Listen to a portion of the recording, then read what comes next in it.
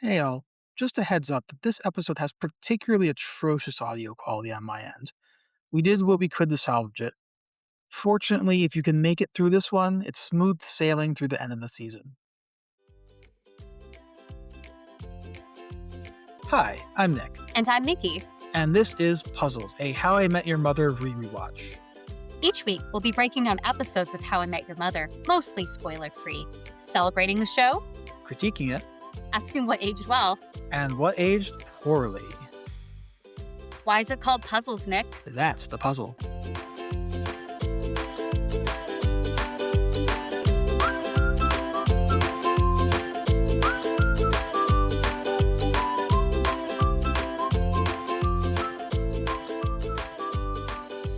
This is episode 6, Winnie Cooper and not MOBY. Hello, Mickey.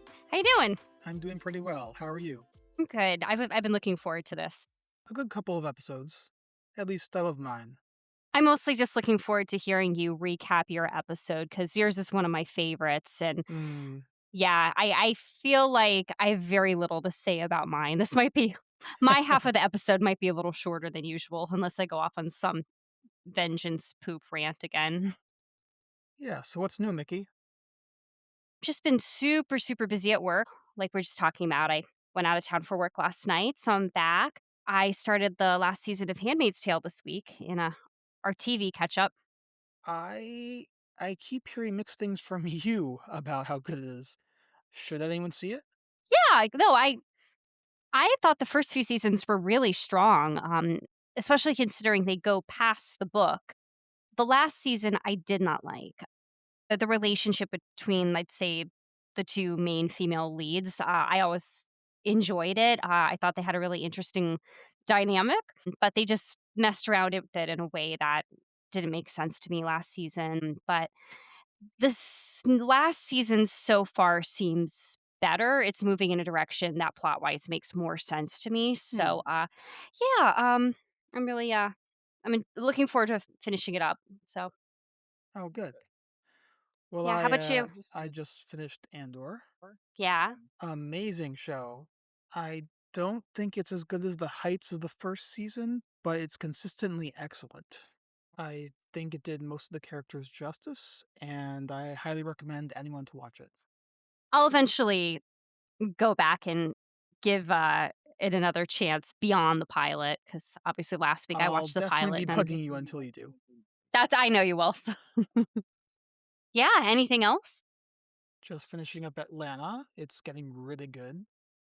Also, for people like me who definitely are not black, I highly recommend listening to the Prestige TV podcast episodes that dealt with Atlanta.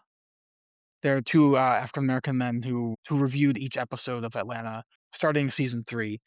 But it really provided a lot of really important context for the show to like understanding how it fits into Black American culture and what Donald Glover is trying to say about Black culture and white culture and how they fit together in America. And yeah, I thought it's really high quality show, and it's a shame that there was only 4 seasons of it. Yeah, but I would rather, a show end on a strong note rather than let it drag on too long, like How I Oh, Met Your sure. Mother, No, but at well, least we yeah, have a lot of content to go through. absolutely. Possibly too much, but we'll see. We'll see how we if we end up taking this all the way, maybe we'll end up actually, I feel like we get about halfway through How I Met Your Mother, and some of my favorite episodes, I think, are actually around season 5, so I think it Oh picks up yeah, at I some think point there are again. gems all the way through. Really. What are you drinking, by the way? Oh, nothing it looks more exciting than it is. It's cranberry juice cut with water. Cranberry juice cup of water? Oh, it's just What? half water, half cranberry juice. I this is why? What? Instead Is of it drinking I'm trying to be healthy, okay, so it's just a little less sweet and okay. All right, a fair enough. little less sugar. I don't know, I just really wanted cranberry juice today, and I happen to have it, so, I'm drinking my Cherry Coke Zero. yes, your classic Nick drink. Mhm. So, how about we get into the episodes today?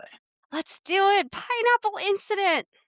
Yeah, so episode 10 of season 1, Pineapple Incident. This episode aired in November 28th, 2005, and the guest star, the one and only Danica McKellar. She plays Trudy, and so I had a huge crush on her growing up, based on when she played Winnie Cooper in the Wonder Years. Did you ever see that, Mickey? I feel like I saw an episode here or there, on Nick at Night. Well, so it came out. It was like end of the '80s, early '90s was when it was airing. And yeah, I don't remember if it was Nick at Night or not, but it was definitely on Nickelodeon, I'm sure. And yeah, essentially, like my type is like defined by Winnie Cooper, I have to say. Then Yeah. Wonder Years also starred Fred Savage, who of course we know from Princess Bride, little kid. Oh, duh, of course. He was great in the Princess Bride. I think that was he was a little bit younger, so that he probably did that. He would have done that first. That Yeah, might he be was a one of little my kid, so he favorite did that first, movies. and then incidentally, The Wonder Years also had an elder version of the main character who narrated the show. I wonder if that's why remember for the longest time, I thought that it was Fred Savage and not Bob Saget who narrated How I Met Your Mother. Maybe I that's don't where that remember came that, from. but it could be, yeah. Danica McKellar has actually had a ton of guest spots and done some voice acting too. She was actually in an 8-episode stretch of The West Wing, 1 episode of The Big Bang Theory, and a ton of Hallmark movies. Oh, yeah. And last but definitely not least, she was a math major in college and has released a lot of books to encourage girls to love math. Oh, I love that. Is she single, Nick? Can we make this happen? No. No. She sounds perfect for you. So, let's, get into the episode proper. So in this episode, Ted is goaded by Barney into having a lot of drinks, and then he blacks out. And then we go through the with the gang trying to recreate the night, and so Ted figures out what happened. There was a girl in his bed, and it's not who we thought. Also, there's a pineapple, which Marshall's obsessed with. Also, there's a pineapple. So we start the episode with a NYC montage, and narrators saying, "Now I remember a lot of stories back in the days before I met your mother. Well, there's one story I don't remember. Uncle Marshall still refers to it as the pineapple incident." And is this the first episode where we don't see the kids even once in the entire episode? Yeah, so I guess were running through their footage of the kids, and also I'm assuming that like every episode they put the kids in, they have to pay. Maybe they are cheaping out a little bit on certain episodes by not having Could the be kids in it. cut for time too. Well, but I Although mean, he's there's the narrating. montage though, right? That where Yeah. you just narrating over it, and here was just an NYC montage, not like talking to the kids. Maybe people need Anyway, to be reminded that we're in New York. yes, yes, yes, we get it. New York is so great. Boston's better. Anyway, Mhm. so we start McLaren's. The gang's at the bar, and Carl brings over shots that he invented on the house. He calls them the Red Dragon. It looks like this gold orange liquid. They all act really excited until he leaves, and they all agree that they're not doing shots. Lily says they kind of look like blood. Marshall then brings up his new theory of the week, which is new to us but not to the gang apparently, that Carl is a vampire. They all laugh him off, but Marshall says he's serious. Carl always wears black. We never see him in the daylight. Robin interjects to mock him because he's describing all bartenders. And then Robin starts to leave. She has a hot date. Lily says it's with a billionaire. Robin is upset about rounding up, makes it clear he's only 100 millionaire. I think maybe ultra millionaire is a term. Actually, this reminds me that I knew a girl once who talked about how she kept getting matches on Tinder with like people who were millionaires, and I was shocked that like that's a thing apparently. Was Lot, she lot, complaining about this? Like, "Ugh, I'm always getting hit on by millionaires." no, it was more matter of fact. Just yeah, that's the kind of competition it's out there on the dating apps. It's a rough world out there if you're not a millionaire, I guess. So Ted refers to the guy as Thurston Howell, who was the rich guy on Gilligan's Island, which that was a dated reference even when this show came out. Without '90s Nick at Night, I don't think there's any chance that I would have seen it. So like kids today, do they know Gilligan's Island? I I don't know. I I wasn't sure who he was talking about until once you said Gilligan's Island, then I was like, "Oh, yeah, yeah, Hmm. yeah, the Well, I had to look it up. Gilligan, the Uh, skipper too." The rich man and his wife, I think. Yeah, yep, yep, Is that right? Okay. yep, pretty much. So she's going to charity dinner with $2,000. I mean, $1,500 plate dinners for third world hunger. Very, very generic third world hunger. Barney asks if she's going to put out. Everyone looks at him offended, but Barney continues that that is the only reason he's taking her somewhere so fancy. And Barney makes a wee bit of a racist joke here. Let's just cue it up This aged poorly. because I'm not going to say it on here. He makes up the name of a kid, sounds like African, who needs malaria pills. And I mean, everyone looks at him disgusted, but it was probably off color even for them. I feel like Um, we don't even really end up having in-depth critiques about Barney as often as I expected because I feel like uh, all the other characters, particularly Lily, are kind of stand-ins and they say everything that needs to be said for us. most of the time, yeah. That's true most of the time. So Lily puts her hand over her chest and says she thinks her soul just threw up a little bit. So Robin heads out, and Marshall asks if Ted is okay. So this is the first time in a while that we're seeing Ted's feelings for Robin are being discussed as a thing. For many episodes, we just treated it like they were back burner, not an issue at all. They're friends, but here it's becoming a part of the episode.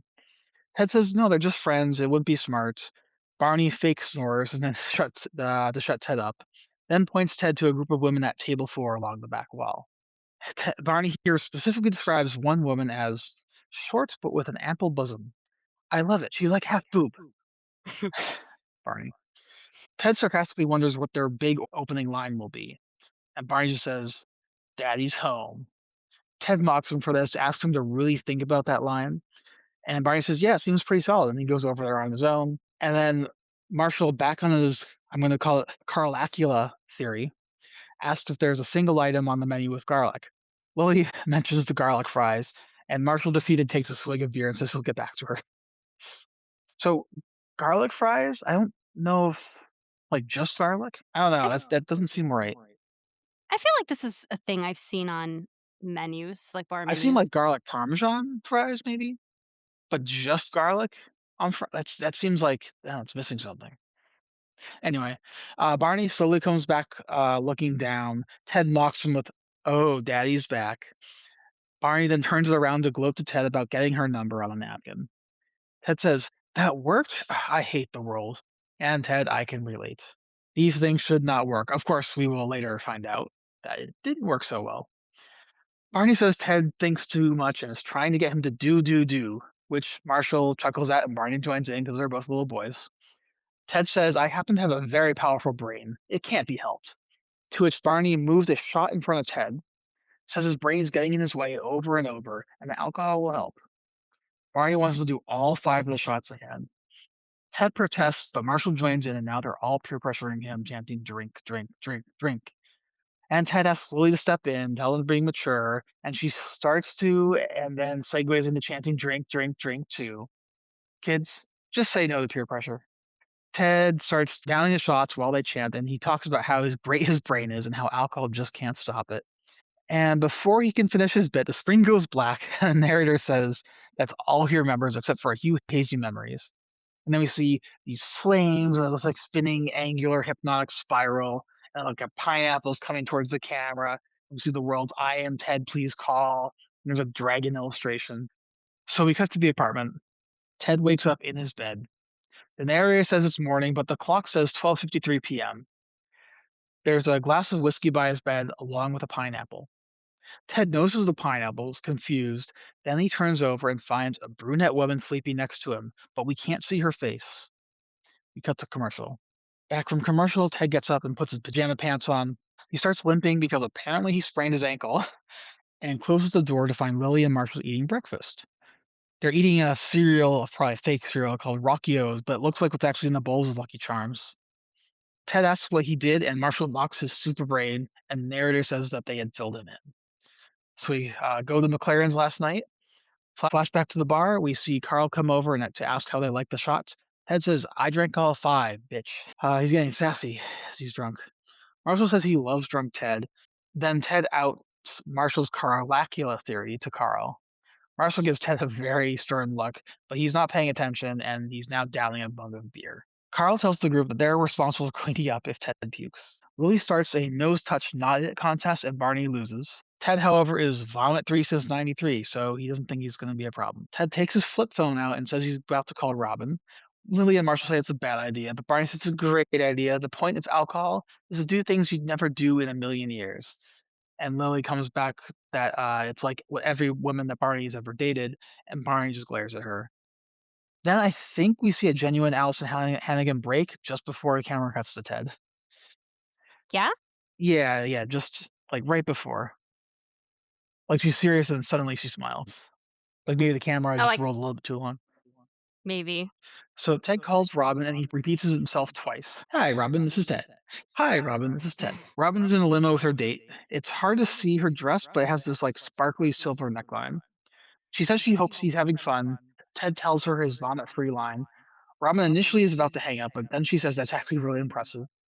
It And actually Ted accepts. is. Some Hmm? people some people never seem to throw up. I feel like it's an annual tradition for me. Something will make me throw up Hmm. at least once a year. It's pretty rare for me. I think the last time I actually did was the last time I was actually like really drunk, and that was probably like I think actually when you were back up in Boston, so a long time ago. I think I know which night you're talking about. Hmm.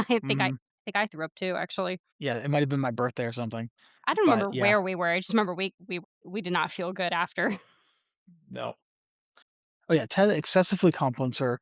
You clearly you can see his feelings coming out. You should be on 60 Minutes. You should be one of the minutes. He does a little fun whisper. Robin says that's sweet, but she's on a date. Ted then says Barney is right. She doesn't have to put out. Take it slow, Robin. Take it slow, slow, and then she hangs up on him. On him. Lily confiscates the phone, and Marshall says, "Oh right, that's why we don't do shots." Lily says Ted will get back at the end of the class, but then Barney makes a bell noise with his mouth and grabs the phone back and he says class is dismissed and gives him back. Ted says at least someone appreciates I'm doing and not thinking, and now I don't think I won't not go to the bathroom, which is another line I love. Lily scolds Barney because Ted is not making smart decisions, but Barney wants to find out what he'll do next, which is apparently Ted putting voices by Cheap Trick on the jukebox and calling Robin again. Ted starts dancing and singing, and at the start of dancing, Ted whips around quickly. And there's this background actor who's like right next to the jukebox who is on his phone, and he reacts startled, but not quite convincingly, and like a little delayed. I see So it, yeah. no award for you, guy. Oh, I didn't Ted think it gets was too bad. it wasn't good enough, not for me. So Ted gets onto a chair, and the whole bar is watching. Barney is loving this. He says he loves. Ted says he loves everyone in the bar, and Marshall responds, "We love you, drunk Ted." We catch our first glimpse of Trudy here, and she's in the group of women that Barney tried to go for, but was previously facing away.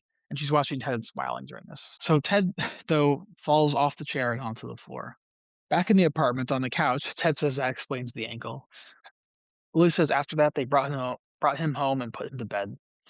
Ted tentatively asks if there was anyone else in there when they did that. Lily and Marshall are shocked, and they go run to peek in the bedroom, carefully open the door. And then they close it carefully. And he says, "There's a girl in there." Ted says, "I know." Marshall says, "And a pineapple." Ted says, "I know." And they don't know who she is. Then Ted discovers his jacket, which has a hole burned in the back. Lily asks if the girl's alive. Fair Ted decides to, question. yeah, Ted decides to call Barney and to get more of the story. Marshall dials Barney and hands the phone to Ted, but we hear a ringing in the apartment. They look around, and turns out it's coming from the bathtub. Ted asks why Barney is sleeping in the tub with just a towel for a pillow, and Barney says the porcelain keeps the suit from wrinkling. Police worries that he was in there when she went to the bathroom late at night. Barney first says he slept through it, but then he laughs and says he totally didn't. Says Lily has a big tank for a little girl. You said that's like 12:30 at this point, so she must have peed several more times since then. Yeah, I mean, maybe they missed the clock when they were like resetting the scene. This is why I But need more female writers. and also They know like they how didn't often we shower in the pee. morning, That's or possible. well, yeah. So I don't quite buy it, but anyway, I guess we have to assume it's much earlier in the morning, like right after everyone gets up. Although, given You said the clock Ted's said it was like 12 drinking, something, right? yeah, Ted would have been sleeping in. Like, I don't know if he'd wake up that early. Anyway, then we get flash back to early at the apartment because Barney's relating what's happened. We see Lily and Marshall tucking Ted into bed. Then we flash to Ted and McLaren saying to the whole bar, "I'm back, baby doll." And that phrase will come back in a later episode that I'm very much looking forward to. Ted high fives a random patron. Barney is at the bar and welcomes him back. And the night begins now. Ted is giving very funny drunk faces throughout this scene. Good acting, Josh Radnor. I was gonna say, like, everything I've heard about, acting drunk, it's apparently very difficult. Mm, I've heard that too. Barney approaches a woman sitting by herself at a table and sits down next to her. He tries to pull a "Have you met Ted?" but Ted has just wandered off. He's calling Robin again by the bathroom. Barney sprints over to forbid him from calling her. Ted dares Barney to stop him, and Barney gets this look on his face, and then he threatens to set his coat on fire if he does. He whips out a lighter. Now, we don't see any of the characters smoking here, but I don't think it's a spoiler to say that there's a later episode that suggests that throughout this period they are smoking at different times, and I think the lighter is perhaps foreshadowing that that's happening. Good catch. Because who cares around lighters if you're not smoking? So Ted turns around to call Robin, and as he starts to talk to her, Barney reaches down. While we're on Robin, who is annoyed and telling Ted to stop, we hear Ted start screaming. We cut to the apartment, and Ted is mad that Barney set him on fire. Barney retorts that it only went up so quickly because it was a cheap coat. Then Ted asks about the girl in his bed, but Barney doesn't know who she is either. He raises the bedroom to check it out. Marshall is fixated on the pineapple. Ted insists he has no idea who she is, and Barney says nice, because of course that's his dream. Barney says that he brought him back to the apartment after hosing him down with the beverage gun. And now you've bartended a little bit, Mickey, right? Yes. So would the beverage gun work to put someone out who's on fire? Is that standard protocol? I guess. Sure. Would be a resourceful way to, put out a fire in that situation, I guess. All right. So with that settled, Ted checks for burns on his arms, but finds a note scribbled on his arm. It says, "Hi, I'm Ted. If lost, please call phone number." Marshall wants Ted to call it, but Marshall runs to make popcorn first, and we have a commercial break. When we come back from the commercial, Marshall returns with the popcorn, and Ted calls the number. Turns out it's Carl at the bar. So Carl's filling them in, and we are flashing back to earlier, the apartment where we see Barney tucking Ted in now. And there's another of my favorite line reads from Josh Radnor. Ted is telling Barney, "You are a gentleman and a scholar. Go into my stable and take my finest stallion. He is yours. His name is Windjammer." And then he passes out. I think I've been quoting part of this and not I kind of forgot where the source of that quote was from. "You're a gentleman and a scholar." I'm pretty sure that's a thing that's beyond this that being referenced. Yeah, but is it something I would have heard directly? Maybe Probably not. more from No, How I Met Your that's Mother. yeah, But yeah, I agree. I very love true. that line.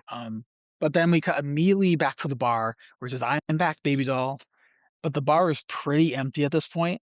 Ted is about to get a drink, but says he's gonna throw up instead, so he runs to the bathroom. And then we get a quick flash to the present in the apartment, and Ted is lamenting that he's no longer vomit 3 since '93. Back at the bar, Ted asks Carl if he knows karaoke is the Japanese word for empty orchestra. This is hauntingly beautiful. Then Ted asks if Carl's a vampire, and Carl decides to cut him off, says he should sleep it off.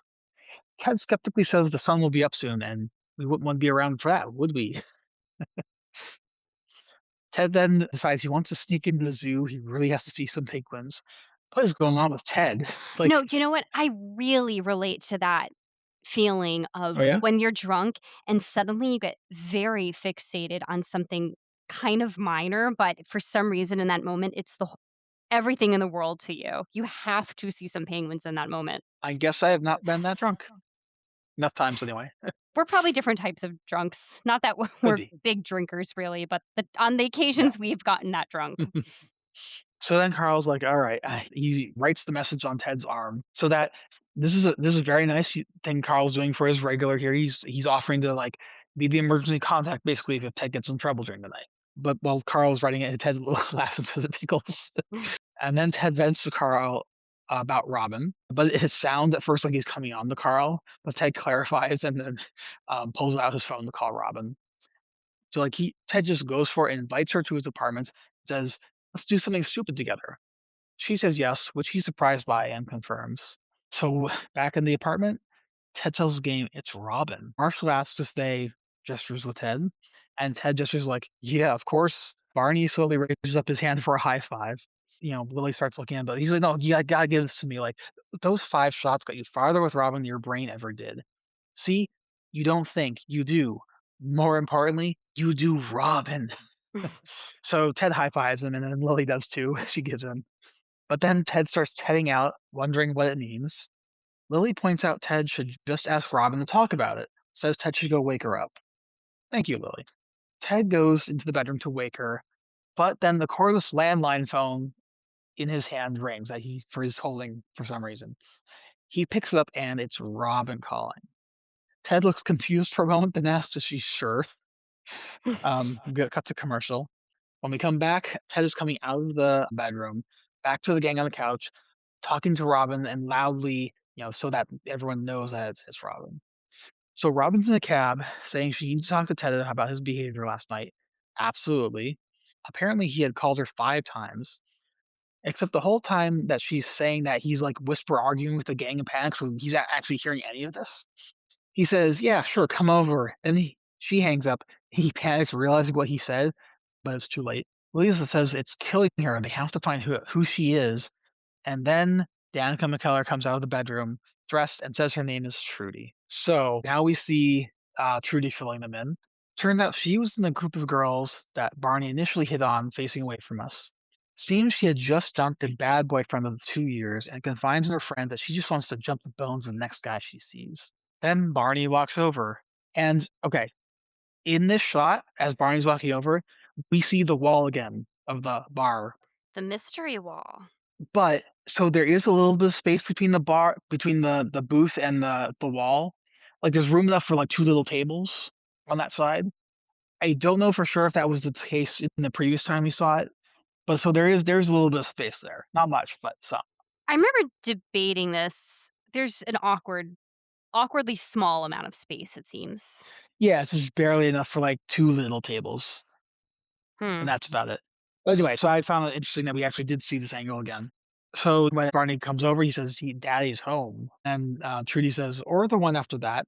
Barney says, "Okay, fair enough." Actually, reasonably being a good sport about this. And he goes to write down a random number on the napkin and name to prove the point to Ted. Then we flash to Ted dancing on the chair. We see Trudy say Ted is kind of cute. Then we flash to Ted coming out of the bathroom stall, and Trudy's at the other sink. "What are you doing in the men's room?" "What am I doing in the ladies' room?" And then he brags about not vomiting. And then back in the apartment, he says, "And the streak continues. Vomit free since '93." Then he urges Trudy to continue, who's weirded out by all this. She says that she liked his performance and admires his confidence, and this is back in the bathroom. And then says that she's had a serious week and could stand to do something stupid. And Ted says, and this is a pretty smooth line, I think. "I'm something stupid. Do me." She laughs, and Ted asks for a number, and then she puts it into his phone. While she's doing this, Ted ponders why it's called karaoke, and she explains. Empty orchestra. Turns out that Ted actually made the last call to Trudy as she was on her way home. So back in the apartment, she concludes, "And so I came over here, and now I'm really, really embarrassed."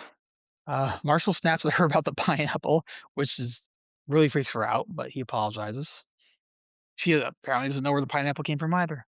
Then Robin knocks on the door, and then Ted has Trudy hide in his room, and she rightly thinks he's being crazy, married, or has a girlfriend. Once she's safely in the room, Ted limps over to the door and lets Robin in. Marshall says hi, and Barney says, "Top of the morning," and Lily compliments her sweater, and Robin's like, "What's going on here?" I like the way Lily delivered that line too. It's like, So it "Hey, was good kind of sweater." plaintive. It Robin is a says they cute need to sweater, talk. actually. Yeah, I've been saying Robin's been pulling off really great sweaters this whole season. Robin says they need to talk, and Lily and Marshall excuse themselves to get a snack. Barney stays plaintive, says he's good. Then Lily smacks the back of his head and chases him into the kitchen. But of course, no one can possibly hear what's going on in the kitchen with the giant window in it. That's not how sitcom physics work. I know. They should have Yeah. gone into their room. So Robin plays a voicemail for Ted that he left, where he's just making this loud noise until she answers. Robin rightly senses Ted as being weird, but wants to preserve the friendship. Ted says it was just one bad night, things are fine, that he's moved on. She doesn't believe him, rightly. And then Ted goes to show Trudy off to her, which is, the hiding her and then showing her off just to like prove something or make Robin think something. That's not good, Ted. So Ted knocks on the door and she doesn't answer. Ted says, "She's shy, I think," because well, she doesn't even know her. Then he goes in and the window is wide open. While he's pondering the window, Robin comes in, sees the pineapple, and she greets it as Trudy. Ted insists that he's not making up and that she looked out the window, and Robin scoffs at this, and Ted says he doesn't care what she thinks. Robin asks why he hid Trudy from her then, and this stumps Ted. He says that she's good and wonders if anyone told her that she should be on 60 Minutes. She says, "Yeah, you did last night," and he didn't remember. At this point, Ted's like kind of losing it. He's kind of tearing up and he's rubbing his face, like the emotion and craziest night's getting to him. And Robin very kindly here tells him to go to sleep, says that he shouldn't feel bad about pineapple, and she's woken up with worse. And she touches his arm and walks out. Narrator says that he had left Trudy a message, but she never called back, and who could blame her? That's such an embarrassing end to that night there. Oh, and we never found out where the pineapple came from, but it was delicious, and we see the whole gang, including Robin, eating the pineapple in the living room. Cut to credits. Such a good episode. Yeah, definitely one of my favorites. So, I think it seems like at least in at least some recent episodes, it seems like they've had Bob Saget being almost rather sad about Ted in this period of his life. Like, the things he's had to do, the kind of guy he was, like opportunities missed or kind of the desperation he might have been feeling at the time. Did you get any of that sense? I hadn't. Although maybe we get a little of that in the next episode now that you mention it. Mm, Like he says, "Oh, you guys might be feeling bad for your old man at this point, but don't worry." So, yeah, mm, maybe Ted was kind of in a lower place. yeah. Anything you wanted to bring up about this episode? Yeah, just a couple things. Why do you think we haven't really revisited Ted's feelings for Robin until this episode? Well, I think from, I guess, what I was hearing on the official podcast, so from the earlier episode, I don't listen ahead. They were talking about how like they really wanted to establish like they didn't want the whole show to be like will they won't they. Like they wanted to establish a solid friend group. You're seeing like, Ted's dating life and Robin's dating life as completely separate things. So they wanted to like establish a solid foundation, I think, where the show can be more than just Ted and Robin. It does sort of feel like it's coming out of nowhere in that case because we haven't seen it be a problem at all until now.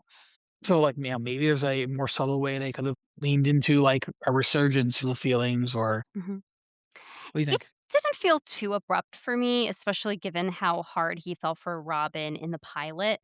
Mm. I don't know that those feelings completely went away. I think maybe it Oh, was of course not. somewhat, Yeah. yeah, some of Ted trying to convince himself that they weren't there or aren't currently there. And of course, the guy had 5 shots, so some true feelings are gonna come out that maybe we weren't gonna have an opportunity to see before this. Mm. So, thank And he you, was definitely Barney. And he was definitely getting urged on to make bad decisions from his friends. Still, like, the first thing he did when he was drunk, basically, was to decide to call Robin. And, my other well, this is more of an observation than a question, although I'm curious Mm. what your take on this is. I think that it was a little sketchy of Trudy to come over to Ted's apartment when he was very, very obviously inebriated, and she didn't seem that drunk, or Oh, certainly yeah, I not don't think as she was at all that much, yeah. yeah. I was kinda hoping it ended up becoming like a super bad situation where Trudy got just as drunk. Did I you see don't that recall movie? Superbad. Yeah, I'm pretty sure I've seen it. Yeah, I mean, not that necessarily makes it okay either, but, yeah, I felt like maybe Trudy took advantage a little bit there. Well, I mean, okay, so I guess there are a couple layers of this, like, there's the kind of assumption that men have more responsibility for consent than women or, like, because men are the pursuers and, like, it's probably true that Ted would have wanted to anyway, like, given the opportunity. But yeah, at the same time, like, formally speaking, yeah, it's if one person is extremely more inebriated than the other, probably you shouldn't as a general rule. Um, although I guess, like, it's not like, I mean, well, we know Ted didn't have a memory of it after, but he was more in command of his. Actually, that's maybe a good question. When he thought he was calling Robin. When did he realize it wasn't Robin? You know, I'm not sure that he actually meant to call Robin because the way he says, like, "Hey, let's do something stupid," like, he kinda quotes some of the things that him and Trudy were talking about in the bathroom, he brings up in that conversation when he calls Trudy. So I think Mm, he did mean to call Trudy, and it was just, like, a misdirect for the audience. I think he misdialed. He happened to get Trudy. 'Cause all night he's trying to call Robin. I guess, I don't know, maybe I have to go back to see, like, if it looks like he, like, made some, like, decision or realized something right before he pressed, I but I assume he figured it out when yeah. she showed up. Well, yeah, hopefully. I was like, "Oh," it's like ordering waffles and getting pancakes. Yeah. Well, I'm gonna say that it would be possibly worse if he thought it was Robin and it wasn't Robin, um, which is, maybe a whole other can of worms, but, yeah, I mean, the top of consent in this situation is fraught, but it does seem like Ted did want it generally. But Yeah. we know this from watching the show, like, from Trudy's perspective, she wouldn't have known. But Yeah. also, she may not have known exactly how inebriated he was. I think he gave enough indications that he was pretty wasted. Mm. Um, and I mean, in this situation, I don't think there was any major harm to either Although, I party, guess to be but fair, he did mhm. call and proposition her. While drunk. So he took the initiative. So yes, she was drunk, but he also was taking initiative to come onto her. And she, not being as drunk, accepted. Mhm. So does that change the math because he's the one pursuing? Not enough for me. I Mm. guess, and again, in this situation, it didn't end up becoming a huge deal for either of them. Yeah, I yeah. think probably a good rule of thumb is if somebody's that drunk and they say they want to Mhm. hook up with you, don't assume that that's what they would want while they're sober. So that's all Yeah. I'll lay at Trudy's doorstep. Maybe a bad judgment call here. Should have saved it for another night. But I guess Yeah, she was really looking for something that night, so as we heard earlier in the episode. and she was probably feeling emotionally vulnerable, and I don't know, maybe she was drunker than I realized, but yeah, that was just Yeah, one thing that stood out to me. yeah, that's totally fair. Yeah, good to bring that up. Shall we move on to, That's So Lots? Did you have anything for that? I do, although I'm going to contradict myself a little bit. So the one I chose was writing down your number for somebody, but because one of the women at the table does it, or well, Barney like actually Yeah. does it, I guess. But like that was a thing at that time. You would like write down your number on a napkin or a piece of paper or something. Mm, Later, Trudy does put her number directly into Ted's cell phone, and that's something that you would probably do, or you just like text the person your number. But yeah, people were still writing down phone numbers on things. Well, like the Kit Kat wrapper from a few episodes ago. yeah, and my choice is, I mean, I feel like we keep leaning on technology for this, but Robin's BlackBerry? Oh, is that what she had? Yep, yep. When she was playing the voicemail, or I'm pretty sure it's BlackBerry. I don't there might have been some other competitors at the time, but I'm pretty sure it was a BlackBerry. Yeah. No, a lot I think a lot of the ones we notice aren't necessarily technology related, but they're definitely the most obvious ones. That's definitely true. I guess it's just saying something that the show seems a little bit timeless. Like, 20 years ago, and the thing that most stands out is technology and not, like, many other aspects of it. Mhm. Um, so, Mickey, what did you rate this episode? I'm gonna rate it, 5 out of 5 red dragons. Mm. Yeah, and I'm also rating it 5 out of 5 empty orchestras. No one did pineapple, that's surprising. I figured if it's in the episode title, it's kinda cheap. So, Okay, most of the time, I think I'll avoid that. we're better than that. No, just, the we're yeah, we're better than that. Yeah, I think so. This is, yeah, one of my favorite episodes of the series so far, certainly. I might have, like, maybe given it a 4, except that, Danica McKellar I love, and it is a really funny format, and yeah, it's just generally solid. What did you like most about it? It was a really funny premise, and I think it allowed for the show to do some of that creative storytelling, the way they kind of almost see aside, the whole incident. That's the thing one of the things I love the most about this show, and you got to see so much of that in this episode. Mm, alright, shall we move on to your episode?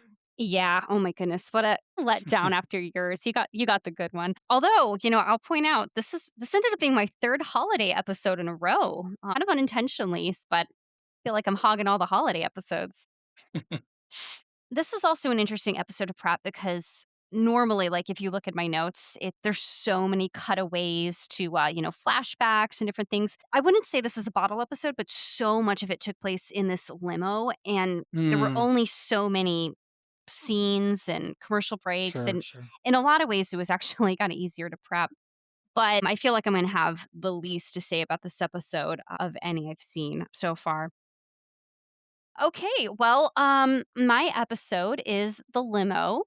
The air date is December 19th, 2005. So there's a couple guest star appearances, but most importantly, guess who played Not Moby? Oh, yeah, it's that guy. Yeah, it's okay. So if anyone's seen Community, which that, in my opinion, is one of the most underrated shows of all time. I love, love, love that show. If you've seen Community, he played the doppelganger. And the way we meet the doppelganger in Community is 'cause he was a Moby lookalike. So I guess this guy's carved out a niche. Oh my goodness, help me, Nick. A niche. Yeesh. A Yeah. niche. He's carved out a niche for himself in Hollywood playing a Moby lookalike. So I got excited about that. So yes, that's JP Mano. Mano? I don't know.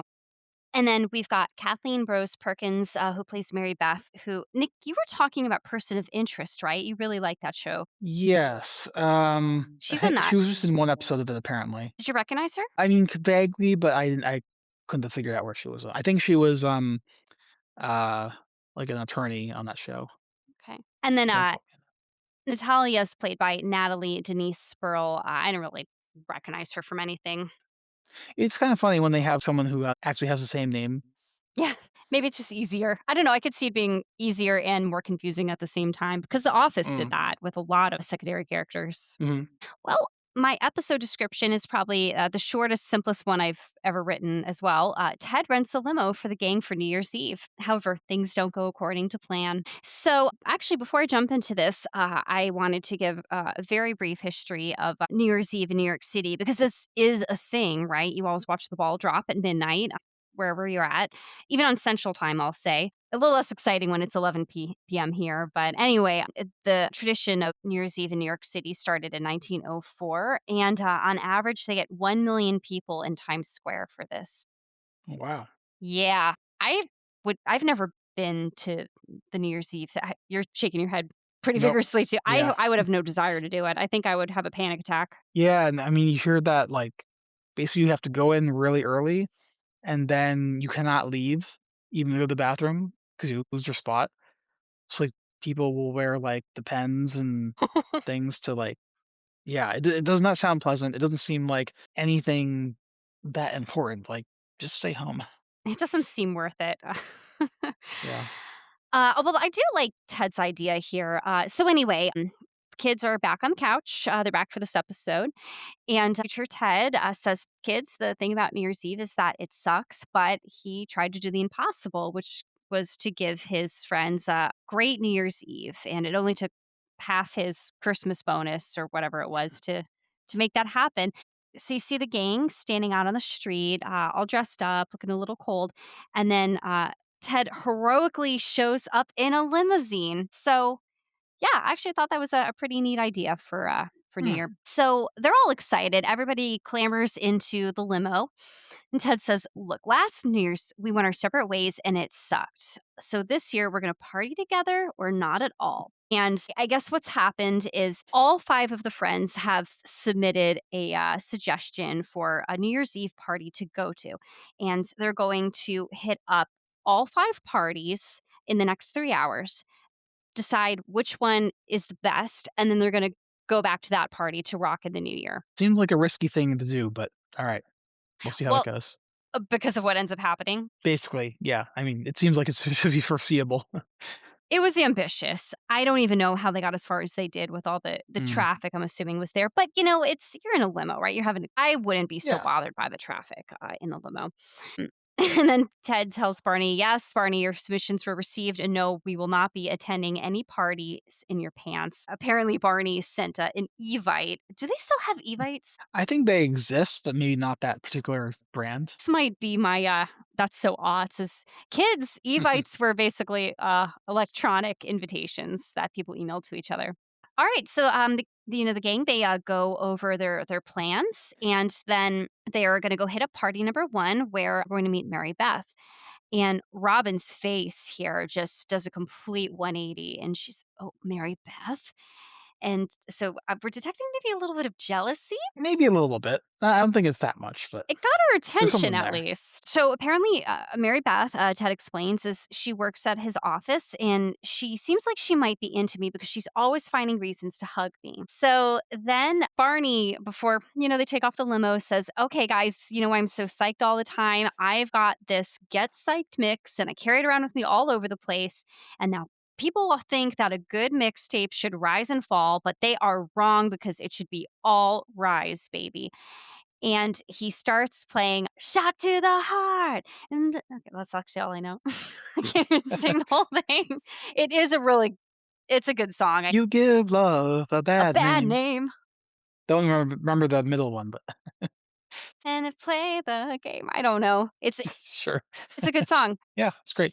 But then before we take off, we find out, so the window, the partition between, like, the main like, the front of the limo and, like, the seating area comes down, and it's Ranjit, and he goes, Ranjit. "Hello," and that's Ranjit. is this the first time we've seen him since the pilot? I think. Y yeah, maybe. Oh my goodness, 'Cause they had a couple different cab drivers for the mid in between episodes. I was so excited to see Hmm. Ranjit, but then it didn't occur to me until Robin asked this. She said, "Oh, how do you guys know each other?" Like, "Oh, good point. Robin wouldn't have known him." So, then they try to kinda gloss over that. "Oh, we rode in his cab one time." It's a long story. As it turns out, though, Robin's not actually going with the gang. She has New Year's Eve plans with Derek. We get a little, you know, picture of Derek and future Ted. I hate Derek. I hated that guy. I It's think he it's might have funny said that that in oh, yeah, yeah. the It's last funny that, episode. the narrator well, Elder Ted is still just so disgusted by this particular guy. I feel that though. I feel like there's still ex-boyfriends and girlfriends that my parents had that the other person will complain about, and they're in their 60s, so but anyway, yeah, Robin's gonna go hang out with Derek on New Year's Eve, but Ted's, "Hey, gang, we knew this. We knew we were gonna be one man down going into this. It's still gonna be great." So they're gonna go to party number 1. Before we go on, let me read off what the Get Psyched mix has on it. Oh, So, yes, it had it written on the card and and Nick on the has a CD. bigger TV than me, so he can read these Yeah, things. yeah, so I can see this. So, the first one and I guess I don't know if this makes sense because they keep playing, "You Give Love a Bad Name." So I don't know if it's supposed to be the first one, but on the list on the cover of the jewel case is "I Wanna Rock" by Twisted Sister, "You Give a Love a Bad Name" by Bon Jovi, "Lick It Up" by Kiss, "Paradise City" by Guns N' Roses, "Dancing with Myself" by Billy Idol and Generation X, "Rock You Like a Hurricane" Scorpions, "Panama" by Van Halen, "Talk Dirty to Me" by Poison, "Thunderstruck" by AC/DC, "Doctor Feelgood" by Motley Crue, and Round" by Rat. Now, I listened to this actually today. All of those songs? Yeah, I just Wow. made a playlist and, I feel like it's not as good as he's cracking up to be. It's not all Rise. I'm sure I've heard almost all of these songs, but I didn't know what they were called or who sang them. So I don't really have an opinion about them. But wow, you get an A plus for going above and beyond. Thank you. So we're at 2 hours and 30 minutes till midnight, and the gang's re-entering the limo from party number 1, and we find out it was great. Marshall's particularly impressed by the pigs in a blanket that this party had. Actually, just occurred to me, I don't think we know, like, which party is associated with which friend. Mm. Regardless, Marshall's like, "Yeah, you're not gonna beat that one." And here's where we meet Mary Beth, and, we get this runner where she hugs everybody, and, the person she hugs, I'm like, "Oh, you're friendly." I think she goes in for a hug from Lily. We also meet Natalia, who Barney I guess picked up at party number one. Natalia, we learn, is from Soviet Republic of Drunk Off Her Assistan. I think that means Russia or maybe like Kazakhstan or I don't know, Uh, Uzbekistan. I couldn't really place the accent. I mean, I guess we can say generally speaking, like Eastern Europe hmm or ish, and Barney's just being slightly racist-ish, not quite racist, but like he doesn't care exactly what's accurate. No, I'm sure if she were half Lebanese, he would have stronger feelings about it. But Yeah. because remember in the first episode, yeah. Hmm. So everyone's ready to go to party number two, but Lily is desperate to change her shoes. Yeah, I really feel you, Lily. Sometimes the cuteness factor just doesn't outweigh. It doesn't make the pain worth it, and you just can't have a good time. But they talk her out of it, so we move on to party number two. This one, not so good. And apparently, everybody has left Natalia, who Lily apologetically explains nobody really liked. So Barney, being as gross as he possibly can in the situation, says, well, she's a guest in this country. And while you may choose to turn your back on her, I choose to turn my front on her. What up? Oh, Barney. Thank you, Barney. But Mhm. still a better view on immigrants than the Republican Party. Yes. Isn't it sad that we would rather take this policy position? I mean, Yeah. Barney knows what position he wants. Ooh, whoa, whoa. Oh, Ted feels very correctly feels the need to apologize to Mary Beth on behalf of Barney, but she's being a real sweetheart and a real sport about all this. Mhm. She says, I'm having a good time. I'm glad you invited me. But then the cell phone rings, and guess who it is? It's Robin. Robin. Apparently, Derek has quote unquote stood her up. Well, now we're at 1 hour, 38 minutes till midnight. To Derek's credit, there's a little bit more to this story. Apparently, Derek had to work. He's stuck in Connecticut.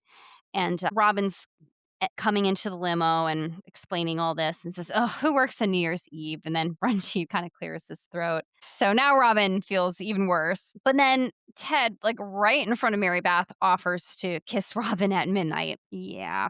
He kind of tries to backpedal a little bit here. But yeah, I think the damage is done. I think we're going to see. I think Mary Beth has very astutely picked up on some red flags by the end of the episode, and he ends up handling it, I think, very in a very classy way. But this, I think, this was the big Mm. red flag here for her. Yeah. However, Robin is hungry, so they start talking about going back for hot dogs, and Barney says, "Okay, so we have time for hot dogs, but not to go back for Natalia, an actual human being." It kinda is weird that Barney is so attentive to this this loss. I guess because he hasn't had sex with her yet, maybe that's why, but Maybe. trying to give Barney a little bit more credit in this episode, but Yeah. So Barney's complaining, like, look, we don't have time for hot dogs. We've got like an hour and a half till midnight, and I don't want to be kissing Ranjit. And he goes, you don't know what you're missing. I would kiss Ranjit. So Lily, however, she's calling it. She's going to get out of the limo. Her plan is she's going to get a cab, go back to the apartment, change into more comfortable shoes, and then meet up with them at party number 3. Yeah, so I actually remember around the time I would go to the clubs, they sold these foldable flip-flops, and you could squeeze them into, like, a little clutch, and then when your feet got too sore, you could take off your heels, and you could just put on the flip-flops.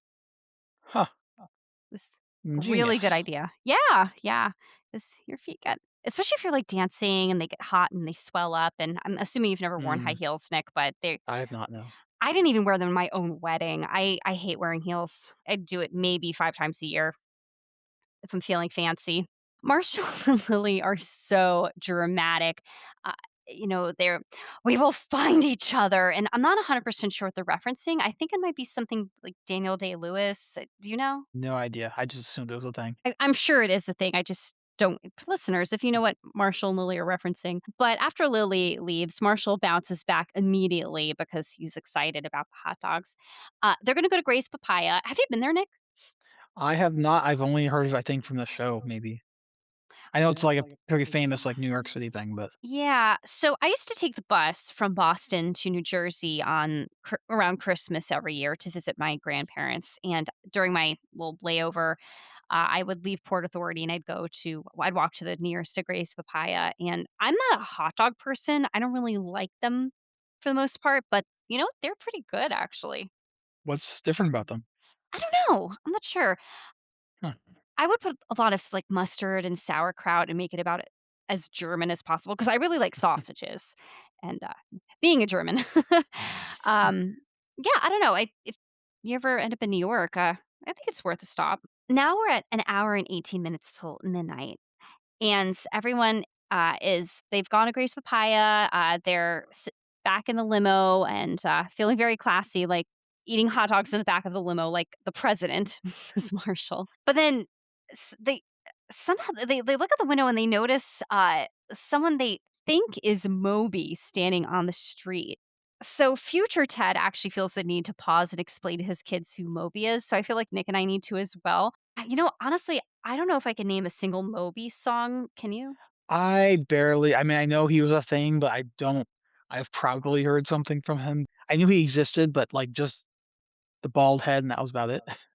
Yeah, it's almost easier to describe Moby's appearance than who he actually was. He was a thing. He was famous at the time, but his look for some reason was very distinctive. He was Mhm. bald and had really big, thick glasses, and he was kind of petite. I feel like they have a joke about him in Gilmore Girls too, where Richard goes and hangs out, or like Emily thinks Richard's hanging out with Moby.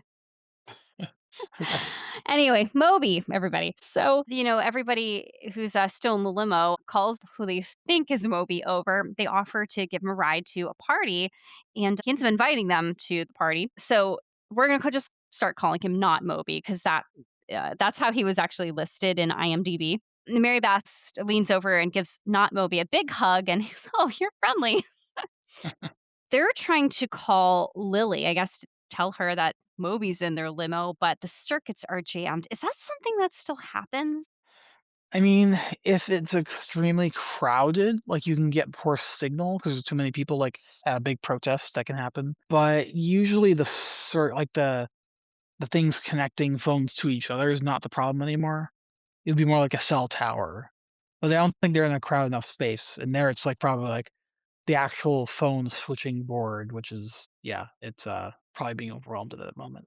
Yeah, I was curious about that because I've experienced that. I even remember like the Boston Marathon bombings. I don't think you were Mm, up there yet, but no. I was with our mutual friend, our friend of the podcast, and I was living up there. We were there that day, and I remember my phone kept going off, and so I couldn't really get through to people for hours to like tell them and let them know I was okay. But then my phone kept Mm, going off, and it would pop up as like my uncle's name or something, and I would answer, and it would be a complete stranger trying to contact someone they knew. weird. I hadn't heard that Yeah, before. that's the only time that's happened, but it reminded me of Huh. that. I don't know quite why that happened. Well, Marshall then decides to go out and find this plan makes no sense. They already had a plan in place. This stressed me out a little bit. But Mm, Marshall impulsively decides to go out into the streets of New York to find Lily, and then he would meet them at party number 3. Lily's going to party number 3. yeah. Whatever. And then Barney and not Moby get into a conversation about Barney's mixtape, and Moby says exactly what Barney was saying at the beginning of the episode that a good mix should be all rise. And Barney clearly feels so validated here, and he says that he never leaves home without this mix. And not Moby says, "Yeah, that's how I feel about Janice," and he whips out a gun. It's like giant gun. And I don't even know what kind of gun I'm not a gun person, but he's just, like, gesticulating with this thing, waving it around. I really hope the safety's on, but I'm kind of assuming it's not. And so, eventually, the gang is looking horrified, and eventually they're like, "You're not really Moby, are you?" And he says, "I thought you said Tony when you were calling me." And they said, "Okay, so your name is Tony?" He's like, "No." That was one of my favorite gags of the episode. Yeah. So they arrive at this party. Not Moby very politely invites them to the party again. He says there's a guy there that owes him some money, but they decline. He goes to leave the limo and then he pops his head back in one more time and says, "Hey," he's very sincere. He goes, He's be like waving the safe. gun around Yeah, be safe while he's sneaking. with this little gun. Oh my god, and it's funny based on what we are going to learn about Robin, I love how freaked Mm. out she is about the gun. Yeah, this one didn't think about that part of her character yet, I'm pretty sure. Yeah, I don't think it's a spoiler to say that. We find out Robin's a gun nut. She's far more of a hardcore Canadian than we think. So after not Moby leaves, Marshall's phone rings. He's left it in the limo. Great planning, Marshall. It's Lily. She's calling from the party. I guess party number 3, presumably. Then, well, actually, so first Barney answers the phone and pretends to be Marshall, but Lily immediately knows it's Barney and basically tells him to knock it off. And but then we see Lily. She's clearly at the party that not Moby, has just gone into because she says, "Oh, look, it's Moby. Oh, and he has a gun. Like, what's going on?" So Ted's like, "Lily, you've got to get out of there immediately." So she comes racing into the limo, and who was that guy? And I think it was Barney who says, "Well, it's not Moby or Tony." It might have been Ted who said that, but also a great line. Turns out Lily was actually at party number 4, so she had misread, I guess, the itinerary. And then tragically, we learn that not Moby had stolen Barney's Get Psyched mix. A fiend. The fiend, yeah, I don't know when he did that. I don't think anyone would have stopped Yeah, I him. didn't quite see enough time when because Barney was holding it. I think it cut I thought away it at was some in point. I thought it was in Yeah, the CD changer. it Okay, was. It yeah. definitely was.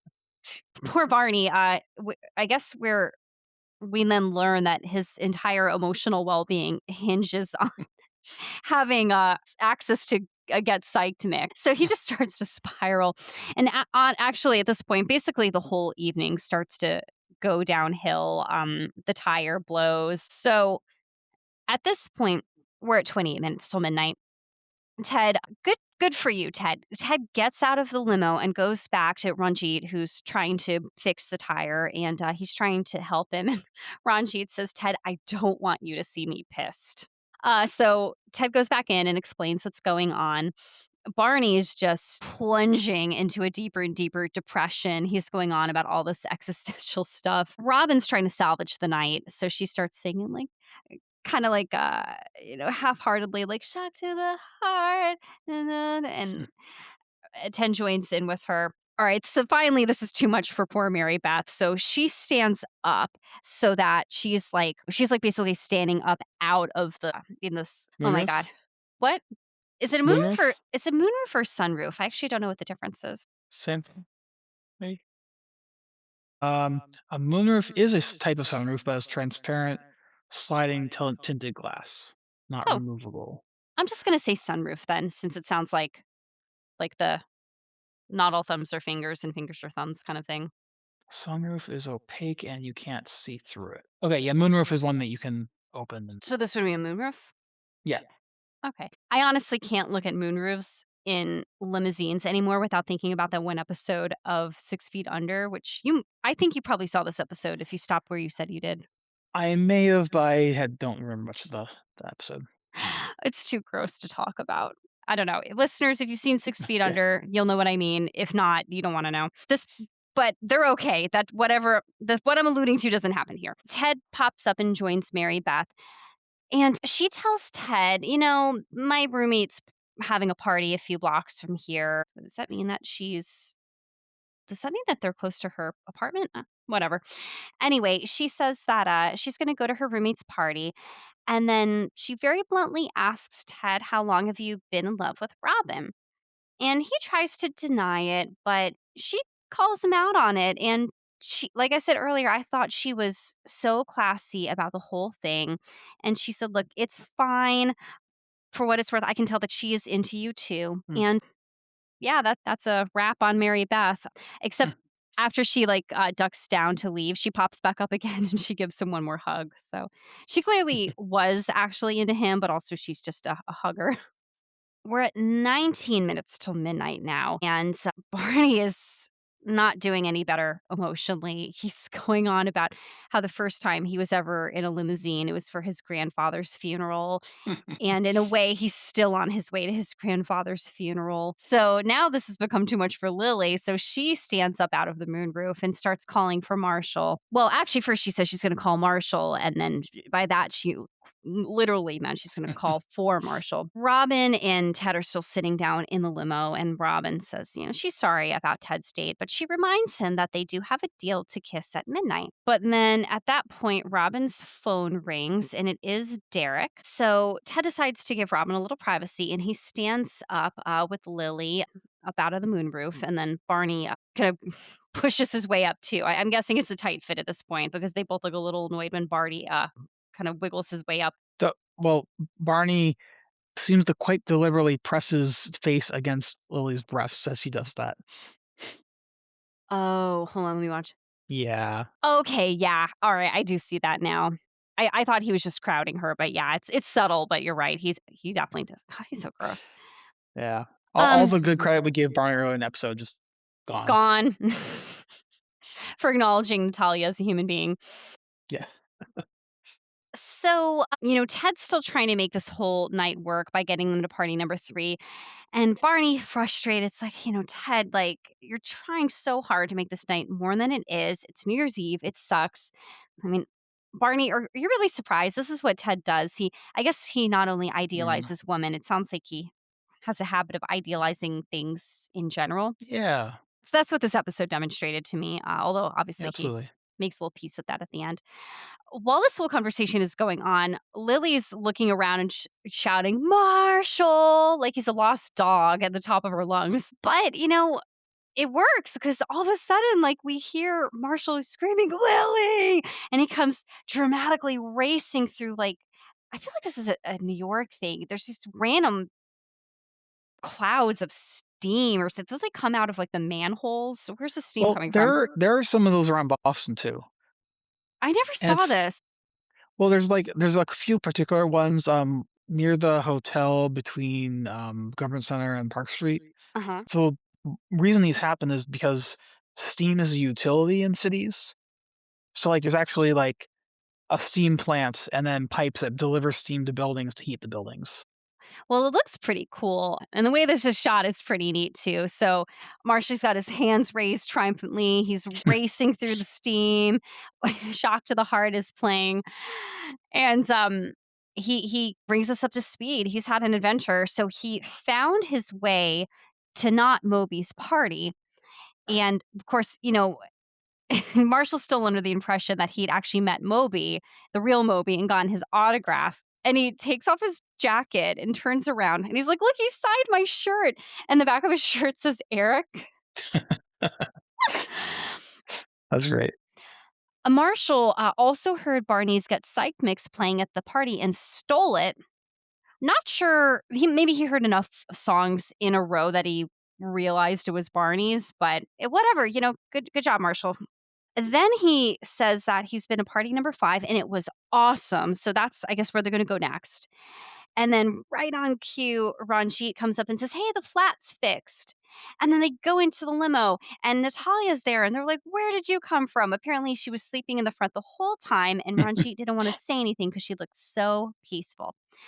And Ranjit says that he's going to get them to party number 5 in like 6 minutes. So basically everything just comes together all at once. But at 3 minutes to midnight, reality sets in. They're sitting there in traffic. That's how I assume the whole night would have been. They were just in a Mm, limo the entire night. But good for Ted because he pops some champagne and tells Ranjit to put the limo in park. And he says that the best party in New York is right here in this limo. Future Ted says, funny thing is that all night I've been trying to chase something down that was right there in that limo. But then Derek shows up.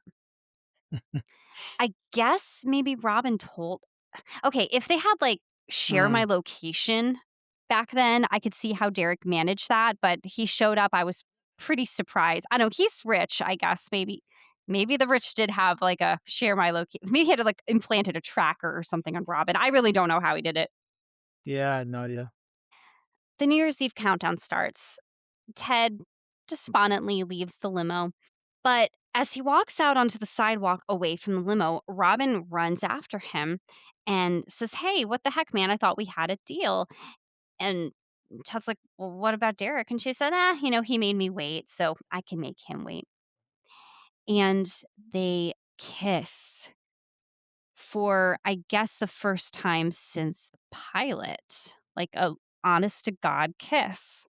And that's basically the end of the episode. And I'm wondering what's changed for Robin because last episode she was essentially telling Ted he needed to back off. Yeah. Well, so I guess our last kiss was Purple Giraffes, the second episode. I've already forgotten that. So, Yes, yes, when they were like, mm, "Oh, we," that awkward rooftop conversation after the third party. yeah. Yeah, I think, like, it's been a little bit of time has passed. Like, she does still have some feelings for Ted. Just Ted was being extra weird about it, but, like, I guess Ted tonight was, like, more his normal self. Mhm, Like, he was being fun and goofy and, like, the parts that Robin liked about him, not, like, the kinda clingy, attention-seeking kinda doofus he was when he was drunk. So mhm, maybe that's it. maybe. It's the Ted that she likes and not the Ted that she's kinda turned off by. Is there anything else you wanted to talk about with this episode? Well, one thing I wanted to bring up is that I don't know where exactly in Manhattan they were, or if they were in Manhattan. Do we know? They live in Manhattan, I think. Yeah. I So think Robin's in Brooklyn, Brooklyn, right? I believe. So, okay, yeah, they're probably in Manhattan. So, because recently they implemented congestion pricing for Lower Manhattan, and, What like, is south that? of so if you drive a car into it, at any point during the day, you're charged $9 for the day to enter that zone. Kinda like how you have to pay for parking. Yeah, but at the border of the zone, Huh. and, Are there toll Like, London booths? does this too. No, it's, like, automated, like, it reads license plates Okay, and, like, you get a bill or something. I forget exactly how it works, but, yeah, so you have to pay to go into it, and it's actually done a lot to, like, reduce traffic in Lower Manhattan. So, like, okay, people who live there are saying, like, the streets are actually, like, clear most of the day now, and, like, bikes can go relatively freely without worrying about, like, being hit by a car. hmm, Like, it's easier for pedestrians. There's less, like, honking, and, yeah, so it really did a lot to reduce traffic in Manhattan. So, if this would have been implemented, I think it's maybe only during the weekday, though, so I don't know if it affects holiday traffic. Although it might have been easier if they just implemented congestion pricing earlier. Like all modern good cities have, like, London has it, and they've had it for a long time. I think Boston should have it too. hmm. And yeah, I mean, otherwise, like, it seemed like a bad idea to, like, try to hit that many parties. Well, and really, they were talking about hitting 6 parties because they were gonna try out all 5 parties, Mm, and I guess really they couldn't have spent enough time at each party to maybe give a fair assessment of how good a party it was. And then so after going to all these 5 parties, then they would go back to whatever party was their favorite, so essentially 6 parties. I guess that's all I'd say on this. Yeah, this, well, I'll talk more about how I felt about this episode in a second, but did you have any, "That's so aughts"? Hmm. Yeah, I think it would have gone for with Evites. Mhm. Yeah, I think Facebook replaced them, and then I don't know what people do now. I was gonna say GM Circuits, but that's why I Maybe checked with you. you know what? MOBY. MOBY is the Okay, most thoughts thing about this episode. I'm sorry, MOBY, but, like, I hadn't heard of you since then, so he's you were just big in constantly that referenced time. in media, but nothing current, I guess. Yep. Well, okay, that's a good one. Okay, and, yeah, what's your rating? I'm giving it 3 out of 5 shots to the heart. Well, what'd you like? What didn't you like?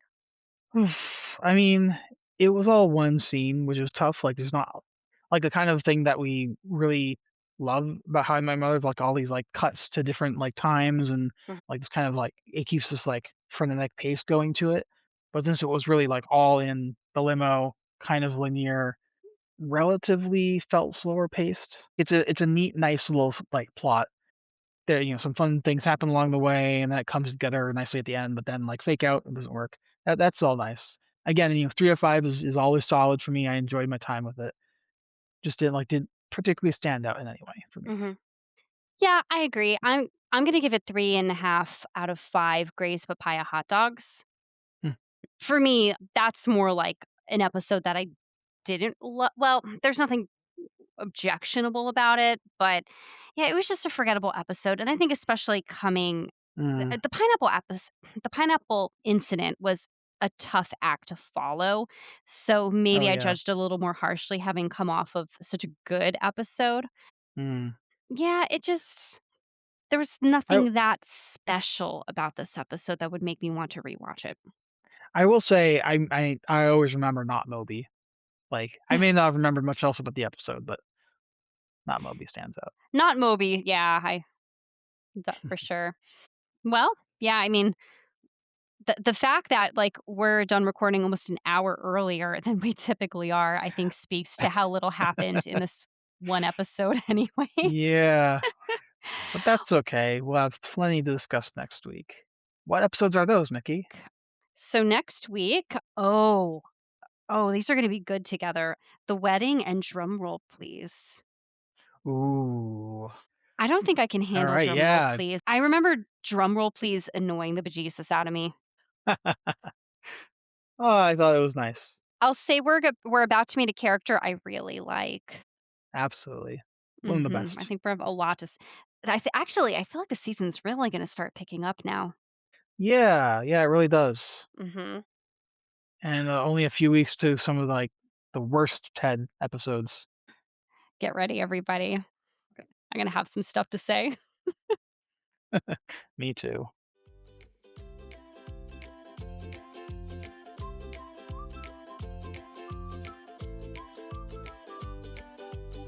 Thanks for listening to Puzzles, a How I Met Your Mother Re-Rewatch.